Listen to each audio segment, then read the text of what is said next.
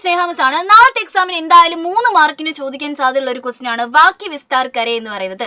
ഒന്നുമില്ല, എന്താ സംഭവം, നമുക്കൊരു സെന്റൻസ് തന്നിട്ടുണ്ടാവും, എന്നിട്ട് ബ്രാക്കറ്റിൽ ഒരു 3 സെന്റൻസ് വേറെയും തന്നിട്ടുണ്ടാവും. എന്നിട്ട് ഈ ഒരു സെന്റൻസിന്റെ കൂടെ ഈ 3 ആൾക്കാരെയും നമ്മൾ കൂട്ടിച്ചേർത്തിട്ട് എന്ത് ചെയ്യണം, ഒരു 3 സെന്റൻസ് ഉണ്ടാക്കണം. അപ്പൊ നോക്കിക്കേ, ഈ ഗലീലിയോനെ കുറിച്ചിട്ടാണ് തന്നിട്ടുള്ളത്. കൃത്യമായിട്ട് പല മക്കളും തെറ്റിക്കുന്ന കാര്യം എന്താ വെച്ചാൽ എല്ലാം കൂടി ഒരുമിച്ച് അങ്ങ് ഒറ്റ സെന്റൻസ് ആക്കി വെക്കും. അങ്ങനെയല്ല, ഓരോ സെന്റൻസും കൂട്ടിച്ചേർത്തിട്ട് വേണം എഴുതാൻ വേണ്ടിയിട്ട്.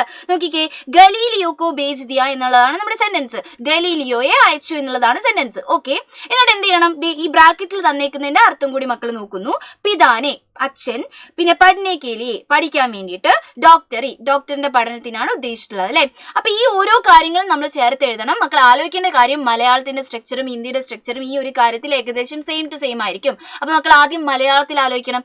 ഗലീലിയോയെ അയച്ചു, അച്ഛൻ ഗലീലിയോയെ അയച്ചു, പിന്നെ അച്ഛൻ ഗലീലിയോയെ പഠിക്കാൻ വേണ്ടി അയച്ചു, അച്ഛൻ ഗലീലിയോയെ ഡോക്ടറെ പഠിക്കാൻ വേണ്ടി അയച്ചു. അങ്ങനെ മക്കൾ ആദ്യം ചിന്തിക്കുന്നു.